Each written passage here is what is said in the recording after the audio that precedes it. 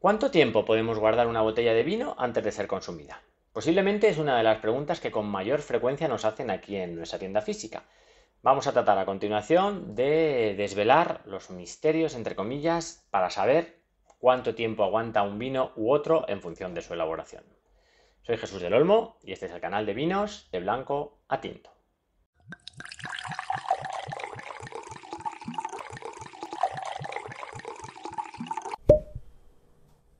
Aquí tenemos 4 vinos que hemos seleccionado entre nuestras 800 casi referencias de vino. Estamos hablando de un blanco del 2006, un tinto del 2010, otro tinto del 2013 y un tinto maceración carbónica, en este caso del 2022. ¿Hasta cuándo podemos bebernos estos vinos? Vamos a tratar de explicar en este vídeo los conceptos que tenéis que tener bien claros para saber hasta cuándo podéis aguantar vuestros vinos. Lo primero que queremos decir es que normalmente aquí, al menos en nuestro país, en España, nos bebemos los vinos con demasiada premura, por así decir. Hay poca costumbre o poca paciencia, o quizás las dos cosas, de aguantar los vinos y de darles el tiempo necesario para que evolucionen y en muchas ocasiones mejoren en botella. Lo primero que tenéis que tener claro es que hay dos factores importantes de conocer cuando hablamos de estos temas.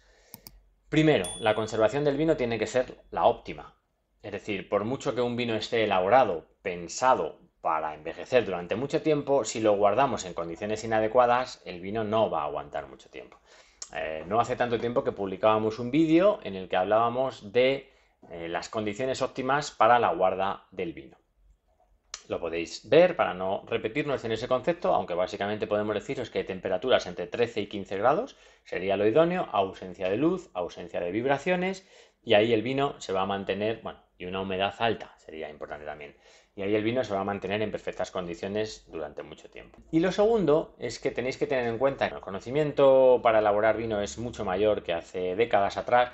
Entonces, hoy en día, muchísimos vinos que antes se echaban a perder en poco tiempo, hoy en día nos aguantan mucho tiempo más. Como muestra de este hecho, en muchas ocasiones en la tienda se nos queda alguna referencia, que nos quedan pocas botellas ya, de alguna añada que supuestamente ha excedido ese tiempo óptimo de evolución del vino.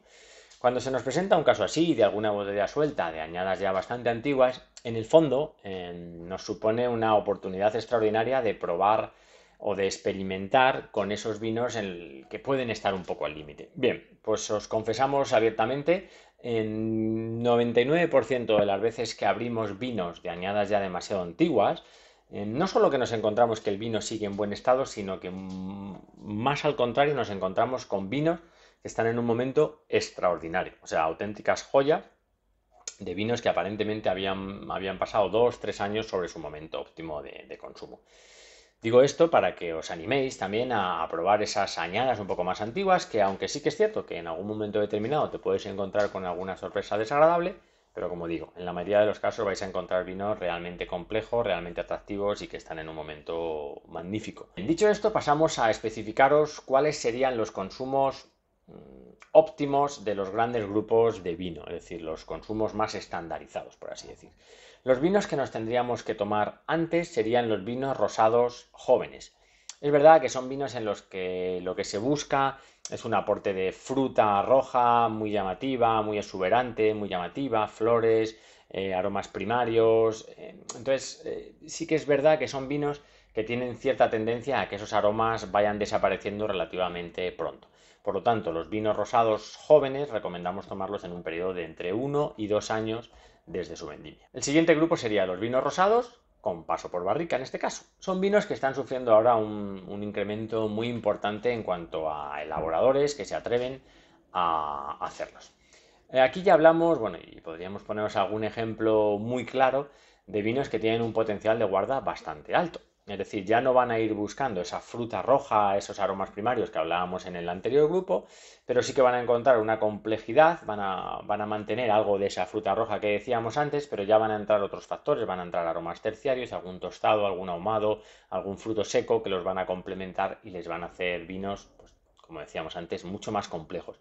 Aquí, bueno, pues no hace tanto tiempo, por ejemplo, cito una de las bodegas que hace un rosado más conocido aquí a nivel nacional, que es Viña Tondonia. Estamos en 2023 y no hace mucho tiempo tomamos un rosado del 2009.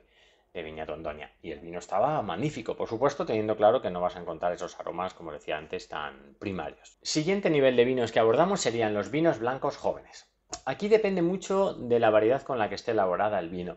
Cuando hablábamos de variedades ácidas por naturaleza, por su zona, por el clima húmedo, como puedan serlo el albariño, el agodello, los vinos de Chacolí, Ondarribizuri, todas estas variedades de acidez muy marcada, los Riesling o los Chardonnay del norte de Francia, de Borgoña, son vinos que tienen un potencial de envejecimiento, incluso siendo jóvenes, brutal, porque esa acidez se va a mantener alta durante mucho tiempo, entonces con 4 o 5 años incluso, de hecho, recomendamos en muchas ocasiones el vino que tenemos más cerca aquí, ¿no? Por ejemplo, los albariños gallegos, recomendamos siempre no tomarlos con poca botella, porque son vinos que en muchas ocasiones nos dan excesivas notas de acidez o de verdor y pueden ser un poquito intrusivos. Entonces siempre con un par de años más de botella o, como os digo, pueden llegar a envejecer durante 4 o 5 años. Sin embargo, si hablamos de otras variedades como la Verdejo, la Xarel·lo, la Garnacha Blanca, que tienen una acidez bastante menor que los anteriores, sí que son vinos que conviene tomar en 1 o 2 años desde su vendimia. El cuarto grupo de vinos que hablamos es los blancos con crianza en barrica. Bueno, yo creo que ya me lo habréis oído hablar más de una ocasión, pero estamos hablando del segmento posiblemente de mis preferidos en el mundo del vino, los vinos blancos con cierta edad, con cierta botella y con crianzas en barrica normalmente. Bueno, aquí podría citaros, vuelvo a insistir, en una de las grandes clásicas de envejecimiento aquí en España, que es Viña Tondoña, donde sus blancos elaborados con Viura perfectamente pueden aguantar 20 o 25 años incluso en un estado óptimo de conservación. Bien, es verdad que no es lo más habitual y lo más lógico, pero cuando hablamos con blancos de barrica, perfectamente podemos hablar de 4, 5, 6 años y son vinos que van a estar en muy buen estado, más al contrario, nos van a dar lo mejor de sí pasado ese tiempo. Y a continuación pasamos ya a los vinos tintos. Los vinos tintos que más pronto deberíamos tomarnos son los vinos de maceración carbónica. Haremos un vídeo en breve explicando lo que son los vinos de maceración carbónica, tocará más adelante, pero bueno, sí conviene decir que son los primeros vinos que salen al mercado en el año.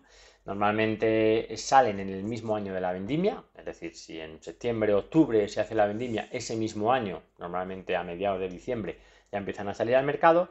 Y sí que es cierto que en esos vinos encontramos una fruta supermarcada, podemos decir que casi son zumos de fruta, pero que unos meses después, normalmente pasado el verano del año siguiente, empiezan a decaer de una manera muy vertical.